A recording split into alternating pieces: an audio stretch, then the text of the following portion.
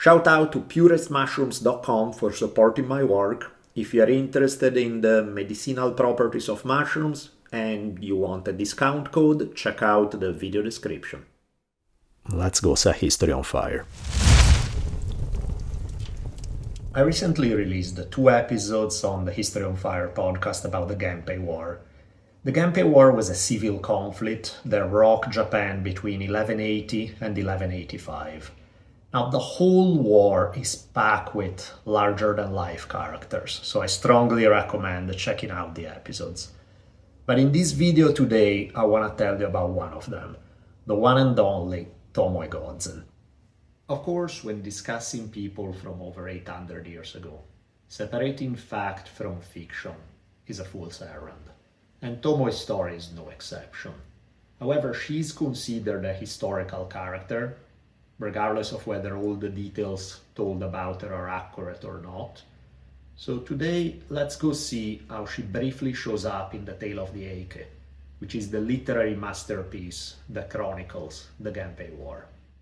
The year was 1184, and members of the Minamoto clan took a break from fighting the Taira clan in order to kill each other. Specifically, Minamoto Yoritomo sent his younger brothers to remove from the earthly plane their cousin, Kiso Yoshinaka, since he perceived him as a possible rival for control of the clan.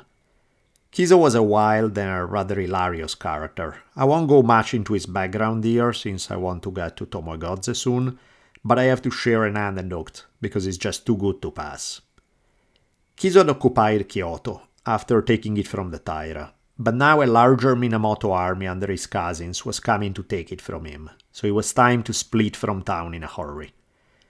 Kiso being Kiso, however, he couldn't quite bring himself to leave Kyoto without a last roll in the hay with one of his favorite lovers.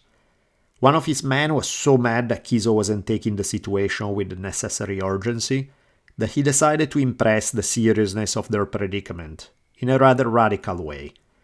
As a way of saying, Kiso, stop having sex and let's get out of town immediately, this samurai committed seppuku. I would imagine that having someone ritually disemboweling himself right out of your door would indeed be a mood killer. So Kiso interrupted his amorous activities and got back on his horse. Kiso's own forces were largely demolished in the running battles that followed. Hopelessly outnumbered, the samurai fought bravely, but one after another they were cut down. During these fights, Kiso had by his side one of the most celebrated warriors of the entire Genpei War. Her name was Tomoe Gozen. And yes, I use my pronouns correctly, Tomoe Gozen was a woman, the most famous female samurai in history. In a different passage of the Tale of the Heike, the text reads, "A woman is a poor, weak thing, incapable of controlling her destiny." This line definitely does not apply to Tomoe, who is easily the most intense woman in the story.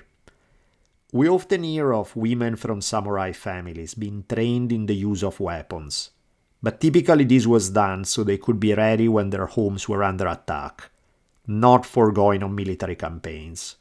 Or at least so it was thought until recently.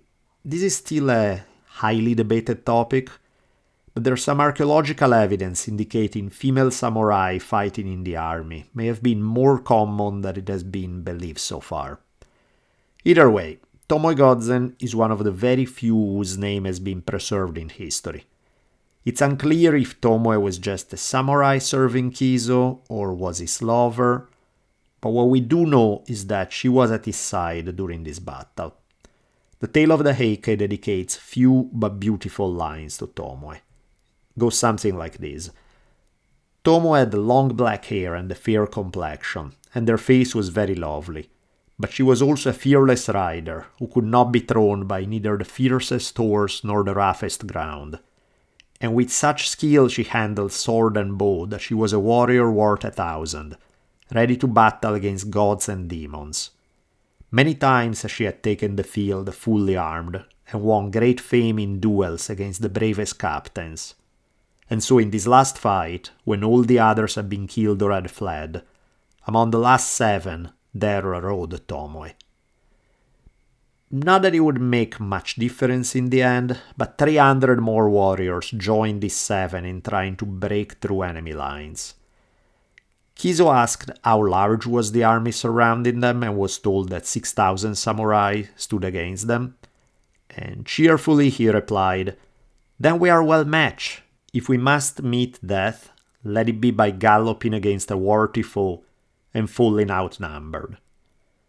In the ensuing fight, only 50 of Kiso's men were able to break through enemy lines, and then eventually more fighting trimmed that number down to 5, and Tomoe Gozen was still among them. At this point, Kiso tried to get her to leave and save herself. He told her, "Since you're a woman, it would be better that you now make your escape. Go wherever you please. I've made up my mind to die in battle or kill myself if I'm wounded. It would be unseemly to let people say, 'Lord Kiso kept a woman with him during his last battle.'" Tomoe wasn't thrilled with this plan. She commented, "If only I could find a worthy enemy. I would fight one last battle for my lord to watch." The tale of the Eike tells us what happened next. As she sat there, Honda no Hachiro Moroshige, a man renowned in Musashi province for his great strength, came riding up with 30 followers.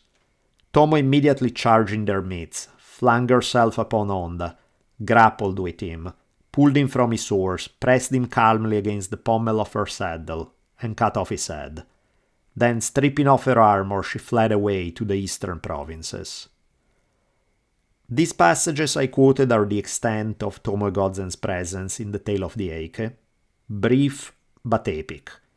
If you want more great stories from the Genpei War, check out episodes 106 and 107 of History on Fire podcast.